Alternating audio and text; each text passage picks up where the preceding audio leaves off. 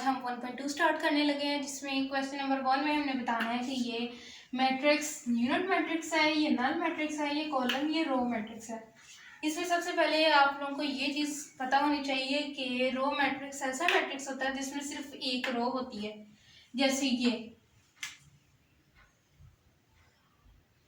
एक ही रो है, मतलब ये रो मैट्रिक्स है।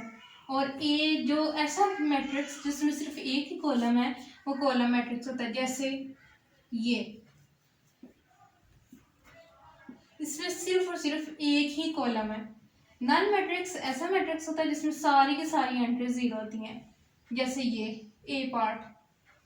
स्क्वायर मैट्रिक्स में रोज और कॉलम एक जितनी होती हैं, मतलब अगर दो रोज हैं तो दो ही कॉलम्स होंगी। जैसे ये इसमें एक रो, दूसरी रो, एक कॉलम, दूसरा कॉलम, तो ये है स्क्वायर मैट्रिक्स। आइडेंटिटी मैट्रिक्स ऐसा मैट्रिक्स है जिसमें all diagonal entries are one, मतलब कि सारा का सारा मैट्रिक्स जो है उसमें सिर्फ डायगोनल एंट्रीज वन है, बाकी ये जो रिमेनिंग है ये जीरो है। तो ये है हमारा आइडेंटिटी मैट्रिक्स। रेक्टेंगुलर मैट्रिक्स ऐसा मैट्रिक्स है जिसमें नंबर ऑफ रोज और नंबर ऑफ कॉलम्स इक्वल नहीं है, मतलब कि 3 रोज हो गई और 2 कॉलम्स, और ये आपस में मतलब इक्वल नहीं है। इसकी एग्जांपल इस तरह देखें कि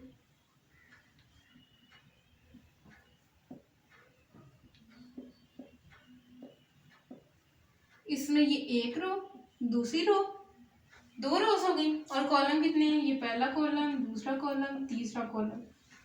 इसमें 3 कॉलम्स हैं और 2 रोज हैं, मतलब ये एक रेक्टेंगुलर मैट्रिक्स है। स्केलर मैट्रिक्स में सारी की सारी डायगोनल एंट्रीज सेम होती हैं।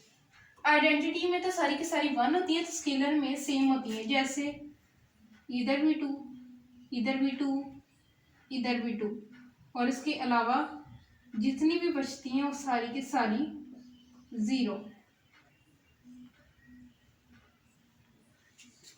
ये होता है स्केलर मैट्रिक्स। अब इसमें पहला क्वेश्चन जो है उसमें पहला पार्ट ये है जिसमें सारी की सारी एंट्रीज 0 हैं, और हमने पढ़ा था कि जिसमें सारी की सारी एंट्रीज 0 होती हैं वो नल मैट्रिक्स होता है। तो ये है नल मैट्रिक्स। बी पार्ट है, इसमें एक ही रो, मतलब ये है रो मैट्रिक्स।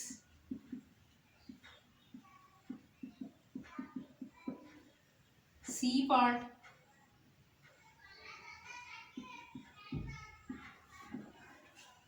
इसमें एक ही कॉलम है, तो जिसमें एक ही कॉलम होता है वो होता है कॉलम मैट्रिक्स।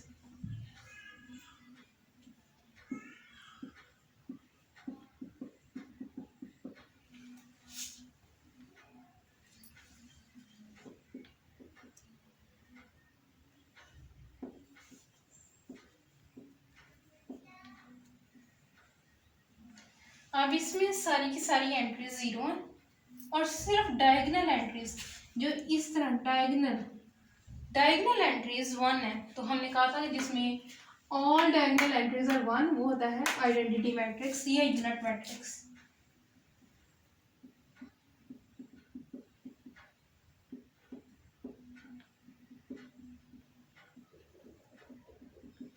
इसको यूनिट मैट्रिक्स भी कहते हैं। ई पार्ट है,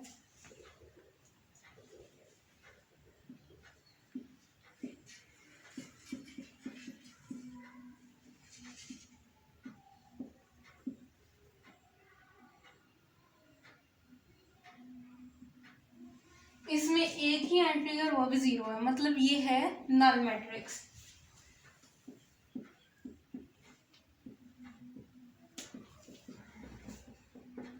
इसमें एक ही कॉलम है, और ऐसा मैट्रिक्स जिसमें एक ही कॉलम होता है वो होता है कॉलम मैट्रिक्स।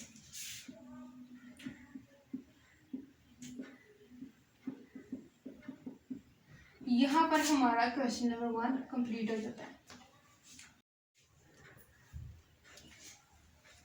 क्वेश्चन नंबर 2 में हमने बताना है कि स्क्वायर मैट्रिक्स है, ये रो मैट्रिक्स है, ये आइडेंटिटी है, ये रेक्टेंगुलर, ये कॉलम, ये नल मैट्रिक्स। कौन सा मैट्रिक्स है? इसका फर्स्ट पार्ट ये है जिसमें नंबर ऑफ, इसमें 2 रोज है और एक कॉलम, दूसरा कॉलम, तीसरा कॉलम, 3 कॉलम्स और 2 रोज।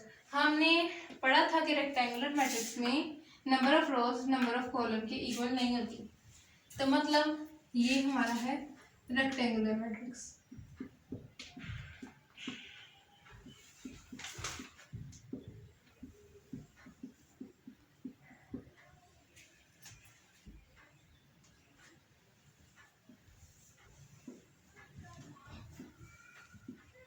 ये कॉलम मैट्रिक्स होगा।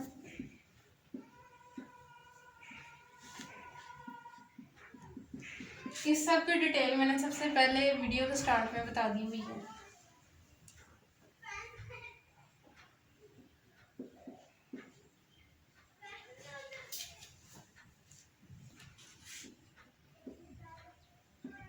इसमें नंबर ऑफ रोज और नंबर ऑफ कॉलम इक्वल है, तो मतलब ये है स्क्वायर मैट्रिक्स।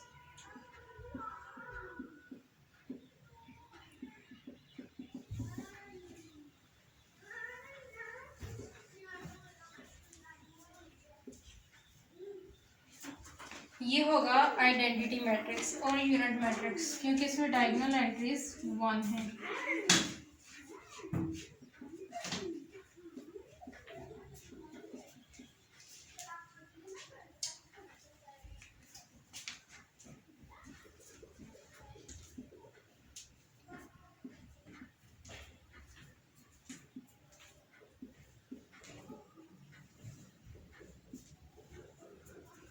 ये होगा रेक्टेंगुलर मैट्रिक्स।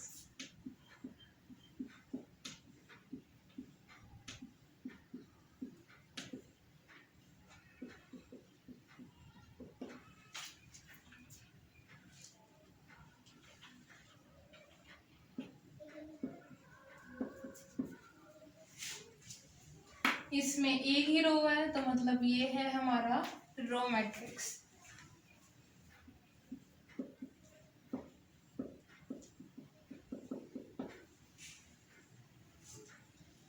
इसी तरह ये जो 7th पार्ट है, ये भी इसी की तरह है, ये भी कॉलम मैट्रिक्स होगा 7th पार्ट।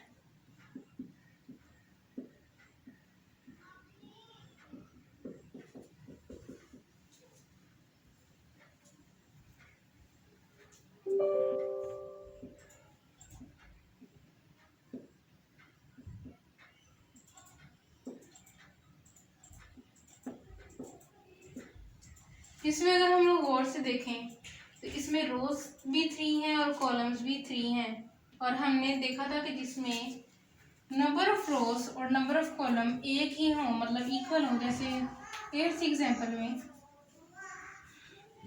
रोज कॉलम के इक्वल है, इसमें नंबर ऑफ रोज और नंबर ऑफ कॉलम सेम है, तो मतलब ये है हमारा again square matrix. 9th part, इसमें सारी की सारी एंट्रीज 0 हैं, तो ये हमने क्वेश्चन नंबर 1 में भी बहुत बार हमने इसे देखा है, तो ये हमारा है नल मैट्रिक्स, ये जिसमें सारी की सारी एंट्रीज 0 होती हैं।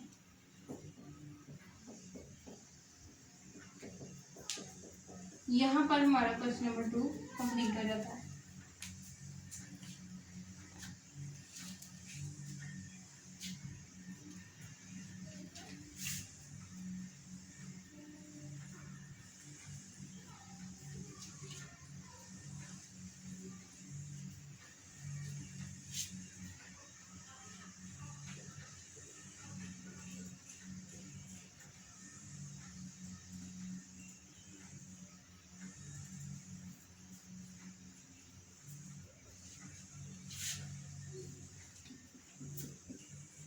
क्वेश्चन नंबर 3, इसमें हमने बताना है कि ये डायगोनल है या स्केलर या यूनिट। डायगोनल मैट्रिक्स और स्केलर मैट्रिक्स और यूनिट मैट्रिक्स।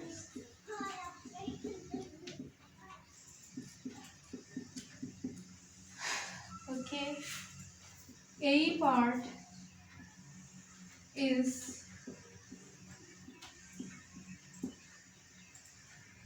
इसमें जो डायगोनल एंट्रीज हैं वो ये हैं, जो दोनों की दोनों सेम हैं। मतलब ऐसा मैट्रिक्स जिसमें डायगोनल एंट्रीज सेम हों वो होता है हमारा स्केलर मैट्रिक्स।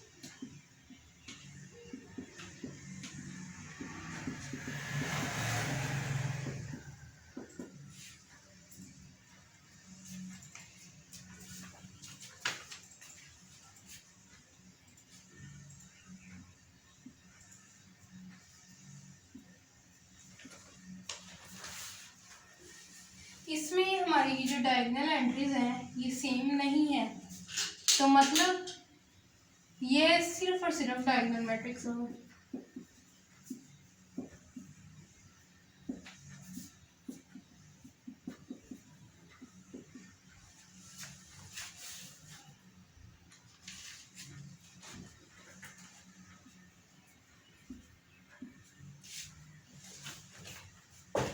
इसमें डायगोनल एंट्रीज 1 है, तो मतलब ये होगा हमारा आइडेंटिटी मैट्रिक्स।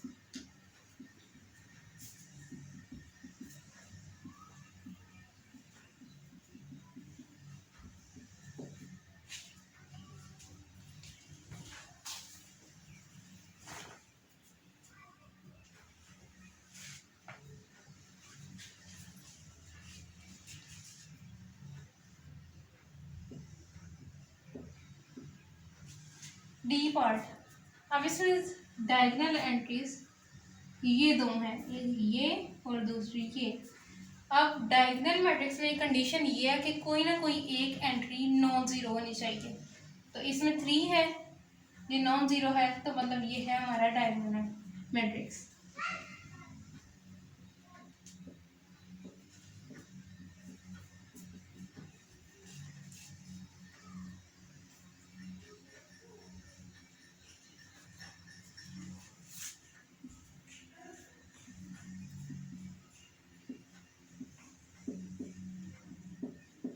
अब ये इस तरह का मैट्रिक्स है, इसको तो पहले हम सॉल्व करेंगे।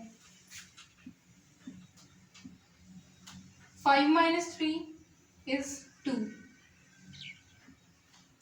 अब 1 में 1 प्लस करें तो वो भी हमारा आंसर आता है 2।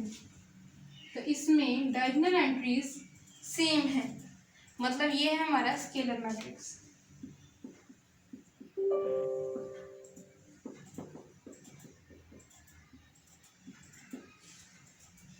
इसमें कोई चीज़ आपको ना समझ आए तो आप हमें कमेंट्स में पूछ सकते हैं।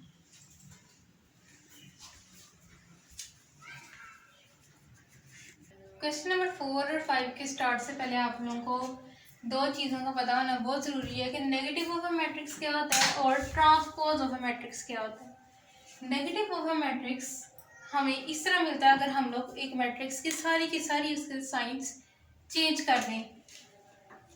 Is obtained by changing signs of all entries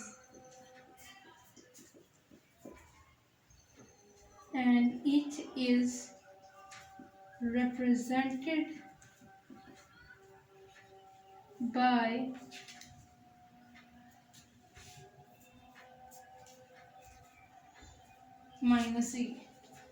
minus matrix के साथ माइनस शो होता है ताकि हमें पता चले कि नेगेटिव ऑफ मैट्रिक्स फाइंड कर लिया गया है। और ट्रांसपोज ऑफ अ मैट्रिक्स में रोज आर चेंज्ड इनटू कॉलम्स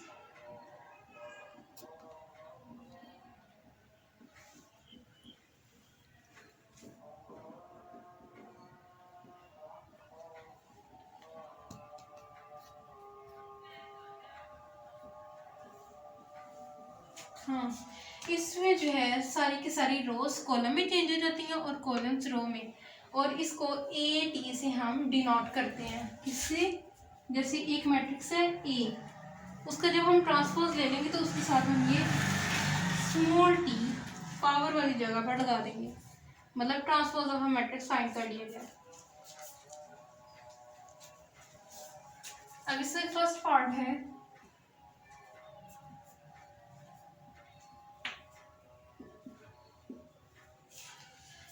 इसका नेगेटिव ऑफ मैट्रिक्स में 1 के साथ कोई चार्ज नहीं, मतलब इसके साथ पॉजिटिव चार्ज है।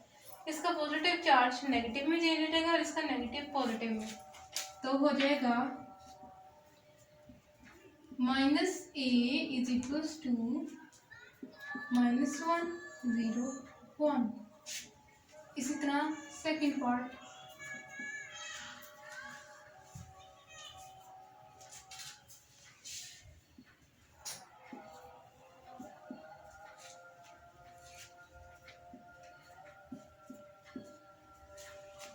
ये बी मैट्रिक्स है। इसमें जब साइंस चेंज करेंगे तो नेगेटिव ऑफ मैट्रिक्स ये बनेगा -3 -2 1 -1।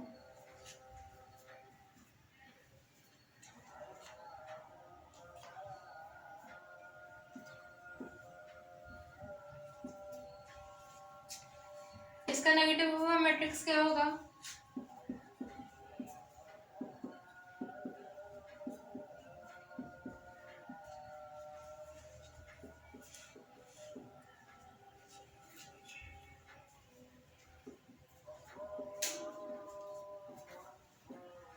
ये बन जाएगा, माइनस है तो +3, प्लस है तो -2, प्लस है तो -4, क्योंकि यहाँ माइनस था तो ये प्लस हो जाएगा और ये हो जाएगा -5। ई पार्ट सेम वही कंसेप्ट, इसमें हो जाएगा -e is equals to -1 -2 +5 and 3।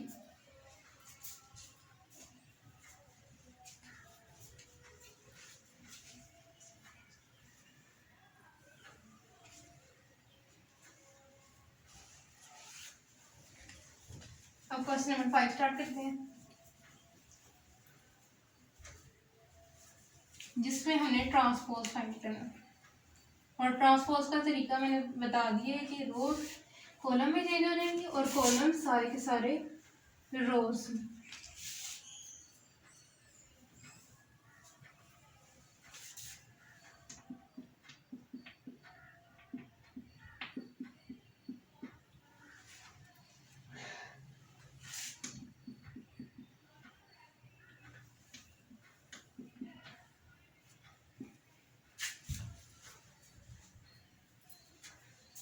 अब इसमें एक ही कॉलम है और वो हम रो मैट्रिक्स में से चेंज कर देंगे, तो A T will be 0 -1 2 B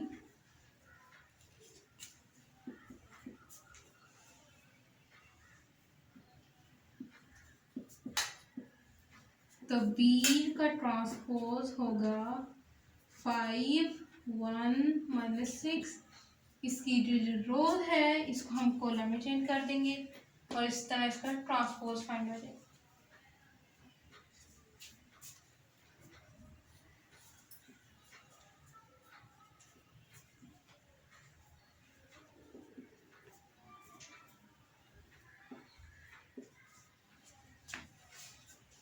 अब सी का ट्रांसपोज होगा ये 1 2 3, ये मतलब पूरा एक कॉलम रो में चेंज हो जाएगा 1 2 3 और ये वाला कॉलम दूसरी रो बन जाएगा।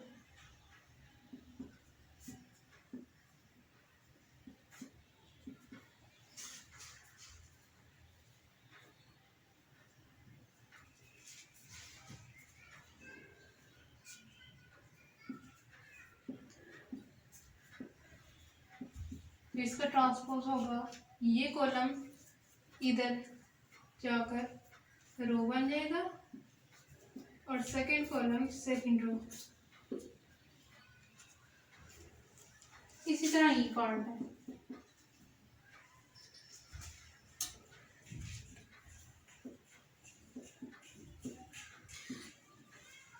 तो ई का ट्रांसपोज 2 3 -4 5। इस सारे के सारे में सिर्फ और सिर्फ प्रैक्टिस चाहिए, कंसेप्ट एक ही।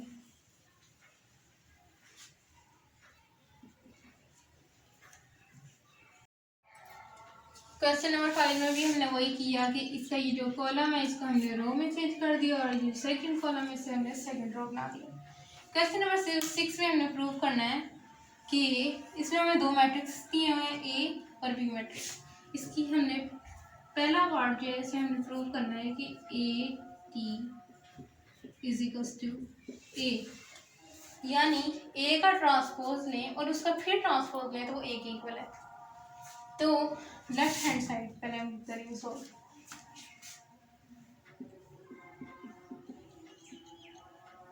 इसमें सबसे पहले ए है हमारे पास, इसका ट्रांसपोज लेंगे तो क्या होगा, इसके कॉलम्स रो में हो जाएंगे चेंज और रोज कॉलम में।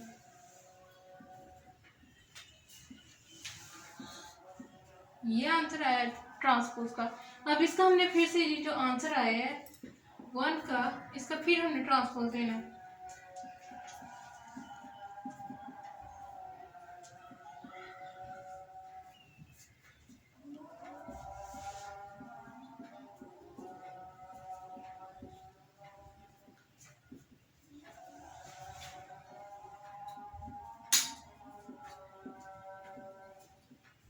इसका जब फिर से हम इस इक्वेशन का जब हम ट्रांसपोज लेंगे तो ये इस तरह हो जाएगा। और अगर हम इसे गौर से देखें तो ये जो सेकंड इक्वेशन है ये इस ए की इक्वल है। इसको हम लोग नंबरिंग चेंज कर देते हैं। ये है हमारे पास 1, ये 2, ये 3 और हमारा प्रूव हो रहा है कि ये इक्वेशन नंबर 3 1 के इक्वल है।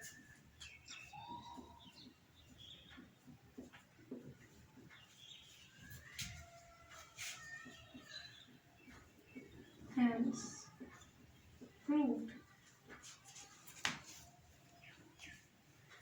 सेम इसी तरह इसका जो सेकंड पार्ट है जिसमें हमने बी का ट्रांसपोज और उसका फिर ट्रांसपोज लेना है और वो हमने प्रूव करना है कि इक्वल है।